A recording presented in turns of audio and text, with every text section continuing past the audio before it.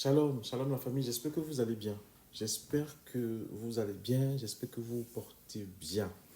Seigneur, merci pour ce moment, merci pour ce temps, que tout se passe comme toi tu l'as prévu et que le cœur que tu veux toucher soit touché au nom de Jésus. Amen, amen. Bien aimé, aujourd'hui, j'aimerais parler de quelque chose. Vous savez, le Seigneur m'a dit, il m'a dit clairement que le diable aussi donne des paroles de connaissance. Les agents du diable aussi font des miracles, ils font des prodiges. Eux aussi, ils font ces choses-là. La différence entre Dieu et le diable, c'est que Dieu fait ces choses par amour dans le but de sauver l'humain. Bien aimé, le Seigneur m'a dit que si nous voulons, nous qui sommes serviteurs de Dieu, nous qui sommes enfants de Dieu, le voir agir dans notre vie, il faut qu'on l'aime lui. Si on veut voir la manifestation de la puissance du Saint-Esprit dans notre vie, il faut qu'on l'aime lui et qu'il faut qu'après, on l'aime ses enfants. Ce n'est pas pour rien que Jésus dit, tu aimeras l'Éternel ton Dieu de tout ton cœur, de toute ton âme, de toute ta force, de toutes tes pensées. Et après, il ajoute, tu aimeras ton prochain comme toi-même. C'est la condition évidente, c'est la condition nécessaire, c'est la condition suffisante pour que l'Esprit de Dieu en toi soit épanoui, qu'il te revête de sa puissance et que tu puisses dégager cette puissance-là afin que ceux qui sont autour de toi voient que Dieu t'a choisi. Ce n'est pas juste pour montrer que toi aussi, tu es arrivé. Parce que la différence entre les faux hommes de Dieu, entre ceux qui utilisent un feu étranger pour qu'on les reconnaisse, c'est qu'eux, ils veulent le faire juste pour la gloire. Ils veulent le faire pour s'enrichir.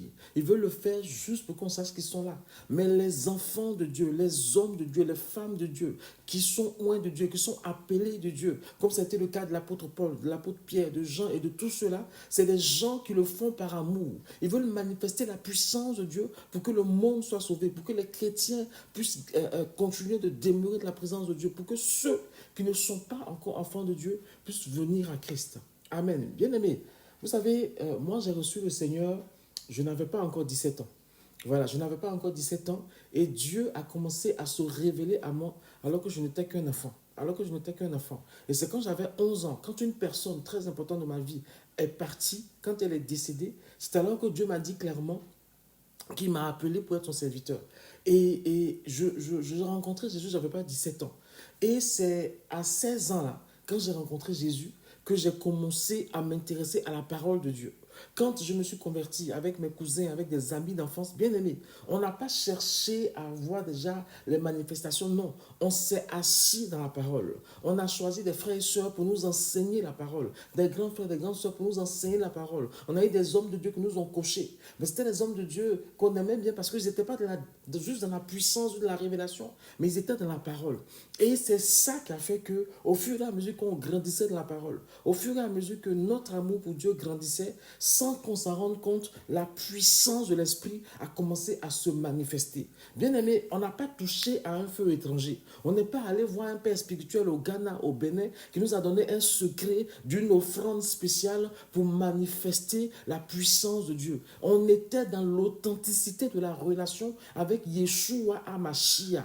Bien aimé, mon frère en Christ, un homme de chantre, mon cousin, il avait à peine 14 ans. Quand il a vu la puissance de Dieu se dégager alors qu'il était en train de diriger un moment pendant une veillée. Bien aimé, j'étais encore jeune, j'avais même pas encore 20 ans. Quand au travers d'une prière, Dieu a guéri une personne qui manifestait le sida. On a vu des pieds poussés, on a vu des délivrances, on a vu des visions, on a vu des choses extraordinaires que Dieu a faites alors que le plus âgé d'entre nous avait à peine 20 ans.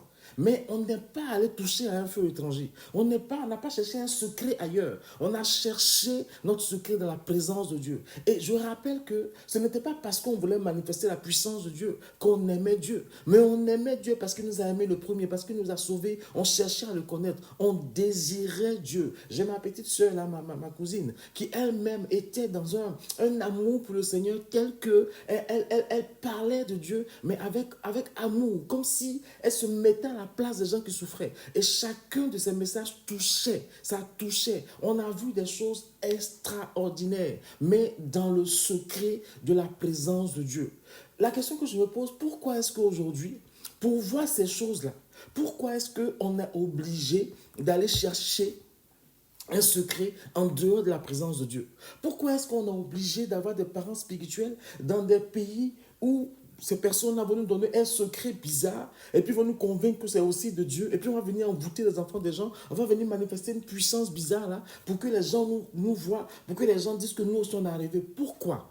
Les choses que Dieu nous a données, les choses que Dieu nous a données, c'est pour présenter Jésus, c'est pour toucher des vies, c'est pour gagner des âmes à Christ. Ce n'est pas pour notre propre représentation. On n'est pas en train de chercher des salles ou des fans qui vont nous suivre pour faire des one-man shows, des one-woman shows, je ne sais quoi. Non. Dieu nous a donné ses dons, Dieu nous a donné sa puissance pour que le monde sache que nous sommes enfants de Dieu, pour que ceux qui sont dans le monde sachent qu'on a Jésus, pour que ceux-là viennent à Jésus et pour que ceux qui sont déjà dans l'église soient confortés dans cette présence-là. Amen. Jésus a dit que vous recevez une puissance, le Saint-Esprit survenant sur vous. Vous allez d'abord agir dans cette ville. Vous allez ensuite agir autour de vous, après dans le monde entier. Parce que c'était pour gagner le monde. C'est pour cela que quand ils ont été baptisés du Saint-Esprit, c'est la langue des hommes qu'ils ont parlé pour convertir, pour annoncer, pour évangéliser, pour que les gens soient sauvés. C'est pour ça que Dieu te donne ses dons spirituels. C'est pour ça que Dieu te donne son onction. Ce n'est pas pour autre chose. Dieu a dit clairement que toute sa puissance, toute cette puissance, ces dons spirituels, toutes ces choses-là, il a donné pour l'édification de son Église. Parce que Satan aussi manifeste des dons. Satan aussi a des puissances. Satan aussi fait des miracles. Mais lui, il fait ça pour que les gens se perdent. Mais Dieu, il fait ça par amour pour que les gens soient sauvés. Donc, si toi, tu prétends être enfant de Dieu, si toi, tu prétends vouloir servir Dieu et que tu vas toucher à un feu étranger, ce feu étranger-là, non seulement ça va te tuer, mais ça va tuer tous ceux qui vont t'entendre. Chrétiens. C'est pour cela que j'ai dit aux chrétiens, ne vous laissez pas imposer les mains par n'importe qui. Quand quelqu'un prie pour vous, en imposant les mains, vous aussi priez. Vous aussi priez. Afin que l'esprit qui est en lui, si ce n'est pas l'esprit de Dieu, qui ne vous communique pas ces choses-là. Ce n'est pas parce que quelqu'un est éloquent. Ce n'est pas parce que quelqu'un parle bien que ce qu'il dit, c'est la vérité. Ce n'est pas parce que quelqu'un est célèbre que ce qu'il dit, c'est la vérité. Et il faut que toi aussi, tu laisses l'esprit de Dieu en toi te convaincre que ce qu'il dit là, ça vient de Dieu. Bien-aimés frères et sœurs en Christ, si je parle de ça, c'est parce que le Seigneur m'a dit clairement que les faux hommes de Dieu, les agents du diable, eux aussi, ils ont des paroles de connaissance. Eux aussi, ils manifestent de la puissance. Mais la différence avec lui, c'est que lui, Dieu, il le fait par amour, il le fait pour le salut de l'humanité.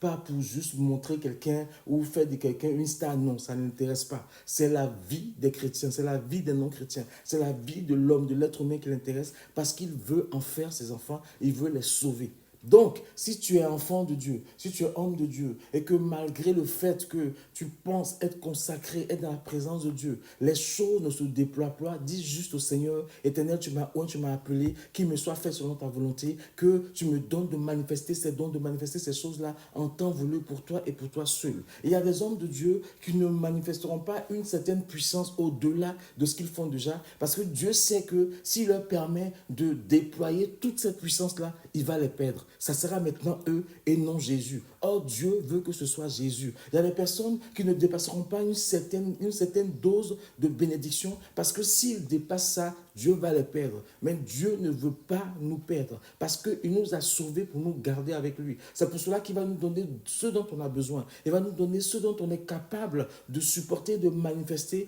tout en sauvant d'autres âmes que nous aussi nous restons sauvés. Amen, amen. Je rappelle ce que le Seigneur a dit. La différence entre lui et le diable, c'est que le diable va manifester ces choses-là pour que les humains soient perdus. Mais lui, Dieu, il va les manifester pour que l'humain soit sauvé. Donc, les dons spirituels que Dieu t'a donnés, l'onction qui est sur ta vie, ce n'est pas pour toi-même. Ce n'est pas pour que tu montres que tu es plus saint que quelqu'un. Ce n'est pas pour montrer que tu as plus de foi que quelqu'un. Non, c'est juste pour manifester l'amour de Dieu envers l'humanité afin qu'eux aussi soient sauvés comme toi, tu es sauvé. Que le nom de Jésus soit béni. Et je prie que quel que soit ce que tu fais, quel que soit ce que tu manifestes, que tu le fasses comme pour la gloire de Jésus. Présente Jésus en toutes circonstances. Présente Jésus dans tout ce que tu fais. Et si ta marche avec Dieu ne te satisfait pas, si tu vois que toi-même, tu es un pied dedans, un pied dehors, et que tu as besoin d'accompagnement, tu as besoin de soutien, n'hésite pas à nous contacter. On va t'accompagner, on va te soutenir, afin que toi aussi tu sois un homme fait à la mesure de la statue parfaite de Christ, à cause de ce que Christ est mort pour toi, et que son Saint-Esprit est là pour t'aider à tenir et à t'efforcer de tendre vers la perfection. Sois béni, et Yeshua, qui est mort pour te sauver, est toujours prêt à te relever, quel que soit le nombre de fois où tu es tombé, est toujours prêt à te porter, quels que soient tes challenges. Il faut juste te faire confiance et il faut rechercher véritablement une relation authentique, sincère avec Jésus. Que Dieu vous bénisse et que Yahweh Sabaoth, notre Papa, soit avec vous et qu'il pourvoie à tous vos besoins. Au nom de Jésus. Shalom.